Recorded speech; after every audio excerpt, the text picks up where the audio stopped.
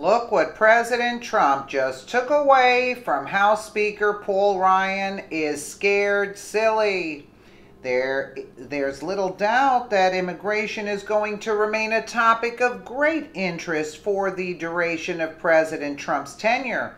Emotions run high on both sides of the issue, and we are a long way from any sort of reconciliation. In fact, given the stakes involved, it's unlikely that any reconciliation is going to happen. Part of the problem is that this is a multifaceted issue. It's not just a matter of forcing those entering the United States to follow our immigration laws. Immigration touches on security in that it's unlikely that any would-be terrorists are going to reveal their intentions at the border. It also touches on the economy in that some businesses are eager to maximize immigration as these people often take jobs for very minimal wages, thereby boosting profits. Then there are the political issues. Those who manage to get into the country illegally can become a rich source of votes if handled the way the left would prefer. Warehoused in sanctuary cities, they can be provided with generous welfare benefits until such time that a person or other method comes along to get them voting rights. There should be little doubt as to which party they can be expected to support, yet perhaps the most explosive issue is what is to be done with those who were illegally brought into the country by their parents as young children. They have grown up here, and while innocent of wrongdoing due to their age, when they entered the country illegally, the fact remains that they are illegal aliens and hence subject to deportation. At least they were until Mr. Obama issued an executive order creating a program called Deferred Action for Childhood Arrivals, DACA. This enabled these so-called dreamers to apply to remain in the U.S. and continue to hold jobs and enjoy other benefits as though they were here legally. President Trump has ended DACA, but in a rather unusual way.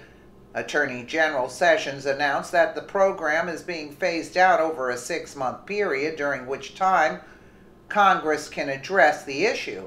The left is furious as expected. However, that is not so obvious.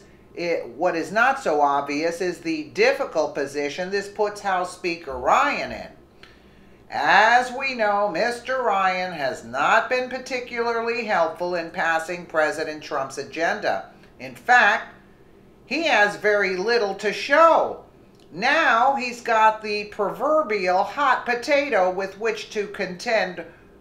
Ryan has indicated that he has wanted to see DACA canceled and replaced with a bill supporting the Dreamers.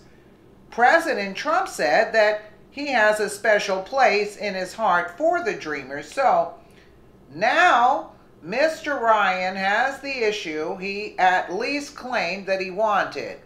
But the question remains as to whether he can put it together. A bill that will not only pass the House, but the Senate as well, and receive the president's signature.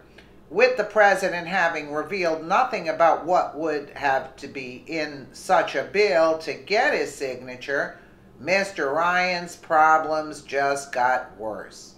Ryan wants the Dreamers to stay, but to make that happen, he has to pass legislation he has no idea the president will sign.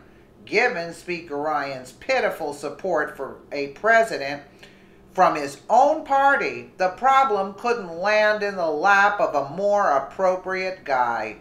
The Trump administration on Tuesday announced the orderly wind down of the Obama-era program that gave a deportation reprieve to illegal immigrants who came to the U.S. as children, putting pressure on Congress to come up with a replacement. I do not favor punishing children, most of whom are now adults, for the actions of their parents, but we must also recognize that we are a nation of opportunity because we are a nation of laws. President Trump said in a lengthy written statement explaining the decision. The Department of Homeland Security formally rescinded the Deferred Action for Childhood Arrivals program known as DACA with a 6-month delay for current recipients. According to Acting Homeland Security Secretary Elaine Duke, the interval is meant to give Congress time to deliver on appropriate legislative solutions. For all the screaming the liberals are doing, the statement does not say that President Trump will not sign legislation offering accommodations to the Dreamers. It says Congress will have to pass legislation to deal with the situation over a 6-month grace period. Yet there's the snag. The idea of Congress, especially this one led by Ryan and McConnell, getting anything done in 6 months is an amusing thought. In fact, one could be excused for believing that President Trump sent the DACA issue to Congress for the sole purpose of giving it the deep six and letting Congress take the blame for the program's demise. However, President Trump has sounded a conciliatory note regarding DACA and his willingness to support congressional efforts to protect the Dreamers. This is a gradual process, not a sudden phase-out, he said. Permits will not begin to expire for another 6 months and will remain active for up to 24 months. Thus, in effect, I am not going to just cut DACA off, but rather provide a window of opportunity for Congress to finally act. What has happened here is both the President and the Attorney General have stated that Mr. Obama's executive order was unconstitutional and likely to be overturned in court as a usurpation of congressional authority. So the President has chosen to continue the program temporarily until Congress can figure a program for the Dreamers that he will sign. Congress, get ready to do your job. DACA, Trump tweeted Tuesday morning.